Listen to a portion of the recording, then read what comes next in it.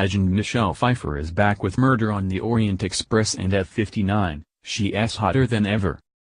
Sashaying through the wood-paneled compartments of the legendary Orient Express, Michelle Pfeiffer's looks are to die for even before anyone gets killed. And despite a cast rammed with huge names including Judi Dench, Johnny Depp, Penelope Cruz, and Kenneth Branagh, Michelle upstages the lot. Murder on the Orient Express marks the 59-year-old's return to blockbusters after years living down her reputation as the most difficult actress in Hollywood, not to mention as a femme fatale. The mom of two admitted, "I got so picky that I was unhearable. And then, I don't know, time just went on. I disappeared." But as she posed on the red carpet on Thursday for the Agatha Christie adaptation's premiere at London's Royal Albert Hall, it was clear she is very much back. And this time, she means to stay. Michelle said, "My kids are older and I am an empty nester. I just decided to revisit going back to work now." Thrilled to bits about that decision is longtime fan Branagh, 56, who directs the new film as well as starring in it as Belgian detective Hercule Poirot. He said of working with her, "A third of the time, I laughed a lot with Michelle. A third of the time, I marveled at her wondrous command of camera and scene. And a third of the time, I just tried to get the image of her sliding across the piano in that red dress in The Fabulous Baker Boys out of my mind." That 1989 movie landed Michelle's first Best Actress Oscar nomination, and marked a run of movies that made her one of Hollywood's biggest names in the 90s. She was also one of its most famous beauties to her surprise.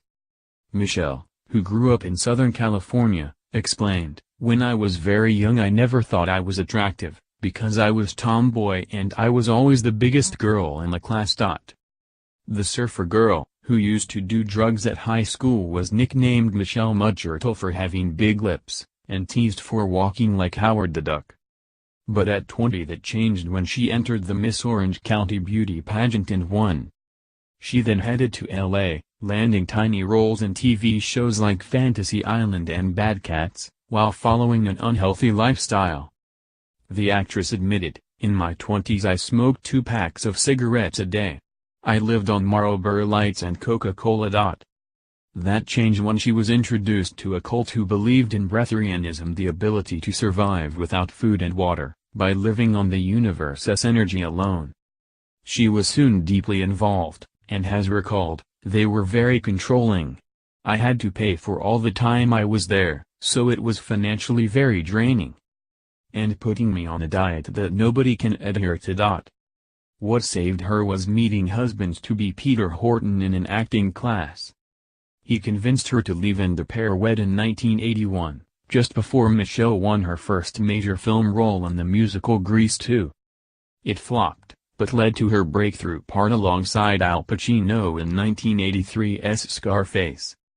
Then came Tequila Sunrise, The Witches of Eastwick, and Dangerous Liaisons, before huge acclaim in The Fabulous Baker Boys.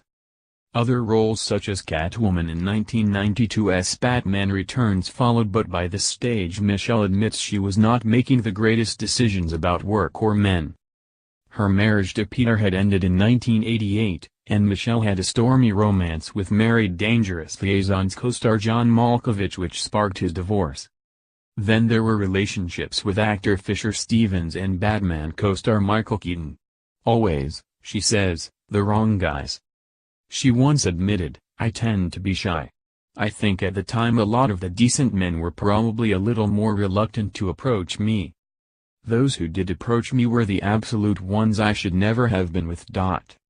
Meanwhile, she was turning down roles in films including Pretty Woman, Silence of the Lambs, Basic Instinct, Thelma and Louise, and Sleepless in Seattle.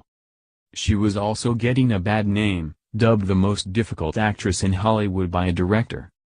But in 1993 everything changed when, first, she adopted a baby daughter, Claudia, then married TV producer David E. Kelley, who created Ally McBeal. They had a son, John, the following year. Having kids suddenly made her career seem far less important. She recalled, "I was pretty careful about where I shot, how long I was away, whether or not it worked out with the kids' schedule. Though she did occasional movie roles, such as What Lies Beneath in 2000, this year is her true comeback. Already she has been in arthouse flick Mother. And next year will be in latest Marvel release Ant-Man and the Wasp. Fittingly for her blockbuster return as a man-eating widow in Murder on the Orient Express, she even has a scene when she sings just as she did so memorably in the